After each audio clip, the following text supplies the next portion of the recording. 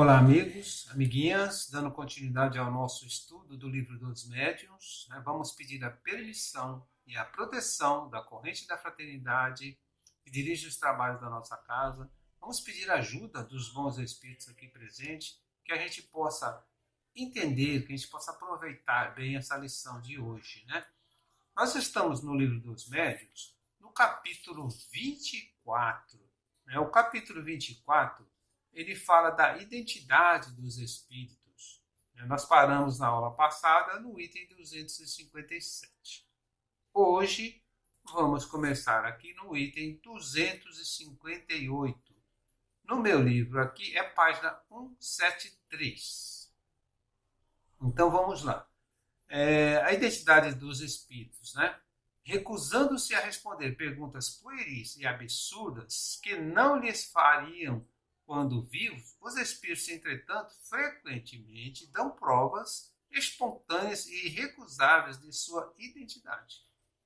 Isso pela revelação do próprio caráter através da linguagem, pelo emprego de expressões que lhes eram familiares, pela referência a alguns fatos significativos e de particularidades de sua vida, às vezes desconhecido dos assistentes, cuja veracidade se pode verificar. As provas de identidade ressaltam ainda de muitas circunstâncias imprevistas que nem sempre surgem no primeiro momento, mas na sequência das manifestações. É conveniente, pois, esperá-las ao invés de as provocar, observando-se cuidadosamente todas as que possam provir de natureza das comunicações. Então nós falamos, semana passada, na outra aula, sobre interrogar o espírito com relação à sua identidade. Continuando aqui nesse item, ele está dizendo que a gente não deve interrogar de primeira, porque o espírito normalmente ele dá prova da sua identidade, de acordo com a sua linguagem, de acordo com as expressões que usa, de fatos característicos, e às vezes não na primeira comunicação. Então é importante esperar outras comunicações para ver se realmente o espírito se identifica. E aqui ele cita, para a gente ver o caso relatado no número 70. No número 70 do Livro dos Médiuns a gente já viu a história de um grupo de marinheiros no navio que resolve evocar um espírito de um tenente que havia morrido. E o tenente se apresentando, sendo evocado, ele diz que é para pagar o capitão um valor tal, e que nem o capitão se lembrava mais desse valor, e os presentes ali também não sabiam disso. Então aí prova a identidade do espírito que se apresentou, citando um fato que só ele e o capitão conheciam e os outros ninguém conhecia. Então ficou provado aí a identidade desse espírito, lá no item 70, nós já vimos isso. Continuando aqui no item 259. Um meio, às vezes, usado com sucesso para assegurar a identidade, quando o espírito se torna suspeito, é o de fazê-lo afirmar em nome de Deus Todo-Poderoso, que é ele mesmo. Acontece muitas vezes que o usurpador recua diante do sacrilégio. Depois de haver começado a escrever, afirma em nome de. Aí ele para, risca em colorizado, traços sem significação, ou quebra o lápis, ou a caneta, bate, joga fora aquilo que ele está usando ali, Ou, sendo mais hipócrita, ele contorna o problema através de uma omissão, escrevendo, por exemplo, eu vos certifico que digo a verdade, ou ainda, atesto em nome de Deus que sou eu mesmo que vos falo, etc. Então o espírito ele está aí tentando provar a identidade dele, mas é um charlatão, Continuando, o nosso texto. Mas há os que não são assim escrupulosos e juram por tudo o que se quiser. Um deles se comunicava com o médium dizendo seu próprio Deus. E o médium, muito honrado com tão elevada graça, não hesitou em acreditar. Evocado por nós, não ousou sustentar a impostura e disse: eu não sou Deus, mas sou seu filho. Então foi Jesus? Perguntaram, né? Isso não é provável, porque Jesus está muito elevado para empregar subterfúgios. Ousais afirmar em nome de Deus que és o Cristo? Eu não disse que sou Jesus, disse que sou filho de Deus, porque sou uma das suas criaturas. Deve-se concluir, né, então, disso que, diante dessa recusa, né, de um espírito em afirmar a sua identidade em nome de Deus, é sempre uma prova de que se usa de impostura, mas que a afirmação nos dá apenas a presunção e não a prova da identidade. Então, nesse caso aqui, como Kardec está citando, né, prova que não era aquilo que ele estava dizendo, mas não prova quem ele é. Ele acaba não falando realmente quem é. Né? Então, ele só foi pego aí na impostura dele, e ele não mais acaba não dizendo quem realmente é. No item 260, pode-se também colocar entre as provas de identidade a semelhança de caligrafia e de assinatura. Mas, além de não ser dado a todos os médicos obter esse resultado, ele nem sempre representa a garantia suficiente. Há falsários no mundo dos espíritos como no nosso. Essa semelhança não representa mais do que uma presunção de identidade, que só adquire o valor das circunstâncias em que se reproduziu. O mesmo se dá com todos os sinais materiais que alguns dão como talismãs inimitáveis pelos espíritos mentirosos, para aqueles que ousam perjurar em nome de Deus ou imitar uma assinatura, num signo material pode representar um obstáculo maior. A melhor de todas as provas de identidade está na linguagem e nas circunstâncias imprevistas. Então, existem espíritos, né, que escrevem, né, usam a mesma caligrafia, né? Aí você fala, nossa, é a caligrafia do fulano, ou não, né? É assinatura. Eu já vi, por exemplo, pintura mediúnica, né, onde assina-se o nome de um pintor famoso. É um pintor famoso realmente ou não é? Não se sabe, como ele diz aqui, existem falsários em todos os lados, no mundo espiritual e no nosso mundo também. Então, se alguém aqui no nosso mundo consegue falsificar uma assinatura, imagine o mundo espiritual, né? Um espírito, se ele também não consegue falsificar uma assinatura, falsificar uma caligrafia. Então fica meio difícil a gente acreditar. Então, como diz, né, no finzinho do texto, né, a única maneira é a gente tentar analisar o tipo de linguagem que está sendo usado, né, para ver se aquela linguagem é realmente de um espírito com o qual o nome ele se apresenta. Né? No item 261, certamente se dirá que se um espírito pode imitar uma assinatura, pode também imitar a linguagem. É verdade. Temos visto os que tomam afrontosamente o nome de Cristo e, para melhor enganar, imitam o estilo evangélico, excedendo-se nas expressões mais conhecidas. Em verdade vos digo. Mas, quando se estuda o texto sem se deixar influenciar, perscrutando o fundo dos pensamentos e o alcance das expressões, vendo-se ao lado das belas máximas de caridade recomendações pueris e ridículas, seria preciso que você estivesse fascinado para se enganar. Sim, certos aspectos formais da linguagem podem ser imitados, mas o pensamento não. A ignorância jamais imitará o verdadeiro saber, como jamais o vício imitará a verdadeira virtude. Sempre aparecerá de algum lado a ponta da orelha. É, então, que o verdadeiro é então que a verdade, né, da mentira aparece.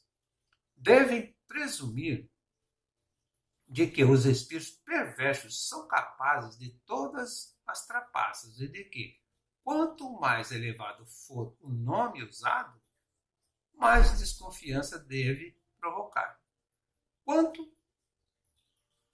Quantos médios têm recebido comunicações apócrifas assinadas por Jesus, Maria ou algum santo venerado?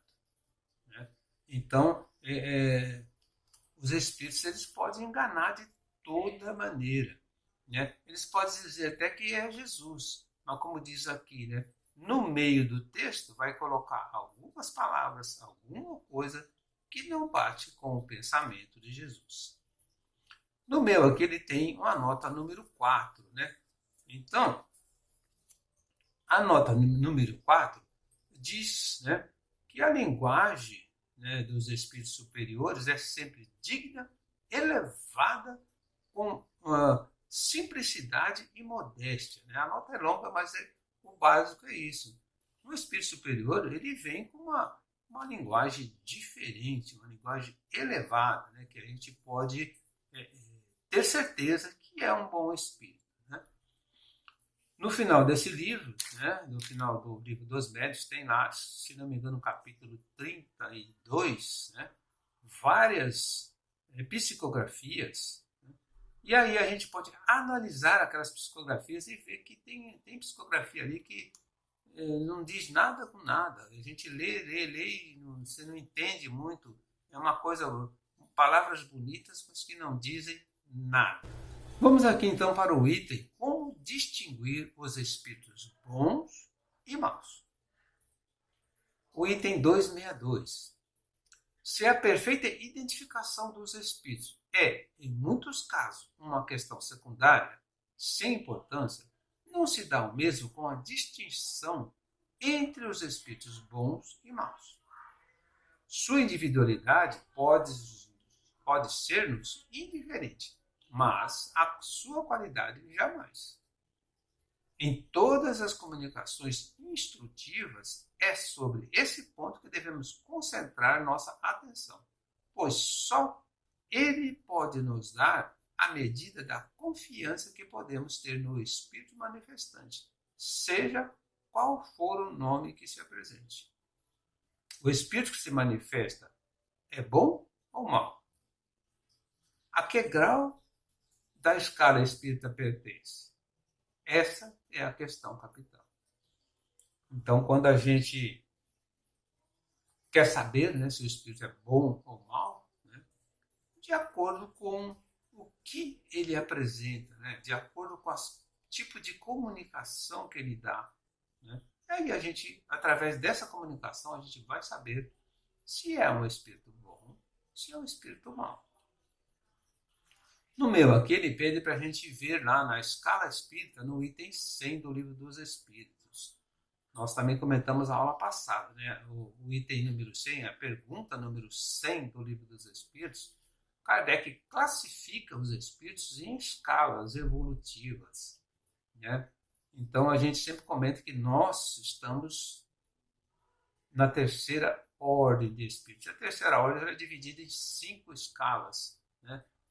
E, então, são espíritos batedores, espíritos mistificadores, né, pseudo-sábios e outros. Eu não me lembro agora todos aqui na sequência, mas é isso. Né? Então, a gente, pela comunicação, você sabe se é um espírito bom ou mau. Que tipo de comunicação ele está dando? É para ajudar? Ele está instruindo? Está dando uma informação importante? Sim. Então, é um espírito bom. Se essa comunicação não tem fundo nenhum, não tem objetivo nenhum, né? É apenas palavras atrás de palavras. Existem palavras chulas no meio de palavras boas. Então não é um espírito bom, é um espírito mau. No item 263. Julgamos os espíritos, já o dissemos pela linguagem, como julgamos os homens. Suponhamos que um homem receba 20 cartas de pessoas que não conhece. Pelo estilo, pelas ideias, por numerosos indícios, julgará quais são as instruídas e quais as ignorantes, educadas ou sem educação, profundas, frívolas, orgulhosas, sérias, levianas, sentimentais, etc. Acontece o mesmo com os espíritos. Devem considerá-los como correspondentes que nunca vimos e perguntar o que pensaríamos da cultura e do caráter de um homem que dissesse ou escrevesse aquelas coisas. Podemos tomar como regra invariável e sem exceção que a linguagem dos espíritos corresponde ao seu grau de elevação. Então a gente pode, avaliar aí os espíritos através do grau de elevação do que eles dizem, do que eles escrevem, do que eles passam para a gente, né? Continuando aqui esse item, os espíritos realmente superiores não se limitam apenas a dizer boas coisas, mas as dizem em termos que excluem absolutamente qualquer trivialidade. Por melhores que sejam essas coisas, se forem manchadas por uma única expressão de baixeza, temos um sinal indubitável de inferioridade. Então, quando um espírito superior ele passa alguma mensagem, jamais ele vai colocar uma palavra frívola no meio. Jamais ele vai mudar o assunto ou colocar coisas que prejudiquem aquela mensagem que ele está passando. Se tiver, como diz aqui no texto, é certeza de que é um espírito inferior, né? Um espírito mais baixo, né? Continuando, e com mais forte razão se o conjunto da comunicação ferir as conveniências por sua grosseria. A linguagem revela sempre a sua origem, seja pelo pensamento ou pela forma. Assim, mesmo que um espírito quisesse enganar-nos com a sua pretensa superioridade, bastaria conversarmos algum tempo com ele para julgar-nos. Então, a gente conversando, a gente lendo o que ele escreve, vendo as informações que ele passa, a gente consegue descobrir que tipo de espírito que é. Se ele é mau ou se ele é bom. No item 264, a bondade e a afabilidade são também atributos essenciais dos espíritos depurados. Eles não alimentam ódio nem para com os homens, nem para com os demais espíritos. Lamentam as fraquezas e criticam os erros, mas sempre com moderação, sem amarguras nem animosidade.